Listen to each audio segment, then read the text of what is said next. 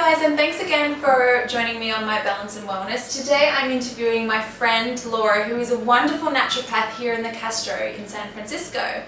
Laura, how are you going today? I'm doing well, thank you. Good. Look, I just have a few questions for you.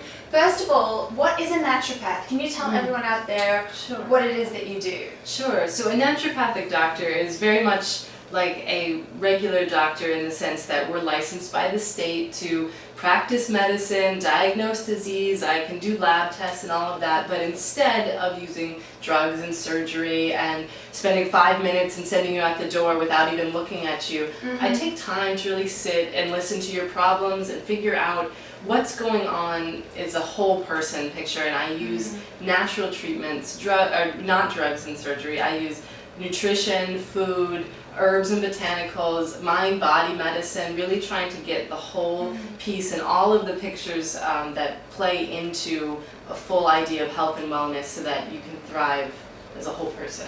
Right, and so that would be the main difference between you and say another doctor, is like you give patients more time and you really look at it from a natural perspective, keep things real. Yes, my goal is to empower my patients with their own knowledge and information about their body to make the best choices for themselves so that they can help to understand why they feel crappy and actually gain control over their health rather than feel victim to I have to take another pill, I have to take another prescription, but they really can take charge of their health. That's awesome. I guess it really is like education and prevention as well. Absolutely. So the more informed people are, then they'll be able to adopt that into their lifestyles at home and prevent anything else from happening with their health. Absolutely. Yeah, I think it's something we're really not educated enough. You know? Yeah, I spend a lot of time helping people to understand their actions today might have consequences later and how to get somebody on the right track. Cool, very good. So what is one of the most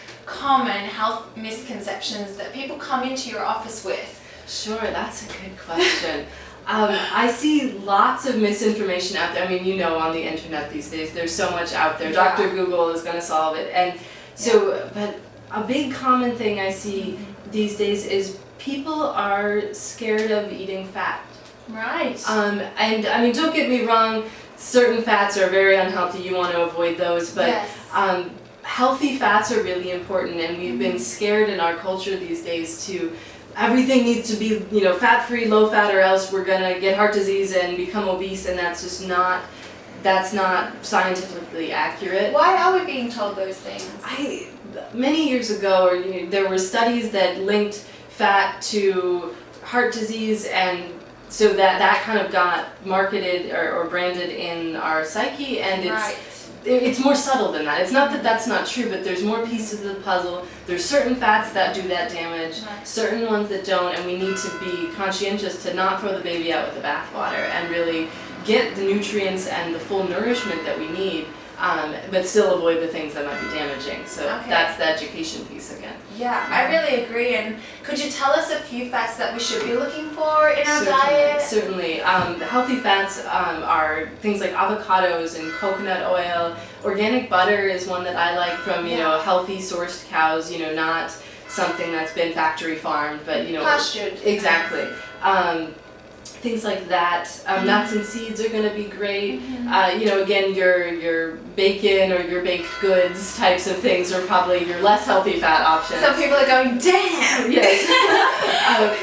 Things in moderation too, right? That's another. You still want to feel like you're living, and some of my favorites there. I do love avocado and fresh salmon. Oh yes, a must. The fish fats are a good one. Absolutely. So, if you could give everybody one piece of advice, just for everyday well-being that they can easily implement in their own home, what would that be? Sure, that's another good one. Yeah. So many different things one could do. My practice specializes in, you know, metabolic disease, diabetes, and things like that. So especially in that realm, I see people really needing a good breakfast. Right. Getting the day started out right to help keep blood sugar balanced without doing the crazy roller coaster. So a healthy breakfast includes a healthy fat, fiber, and protein. So that is not a bowl of cornflakes and milk, right? That's not enough. Fats, it's all sugar. You're gonna set yourself up on this roller coaster. So getting the day started out right then sets up the whole rest of the day to help to support healthy habits and success. I agree. And it's such a simple thing you can do for yourself, and you feel so much better for it. But it's very easy in this fast-paced world to get stuck in the, I've got to go to work straight away, and you don't make the time for it. It really takes maybe 10 minutes to have a nice breakfast, doesn't it? For more information about Laura and her practice here in the Castro in San Francisco, visit www.lauranaturopath.com, and all other information will be provided on this blog post. Thanks again for joining us. Bye.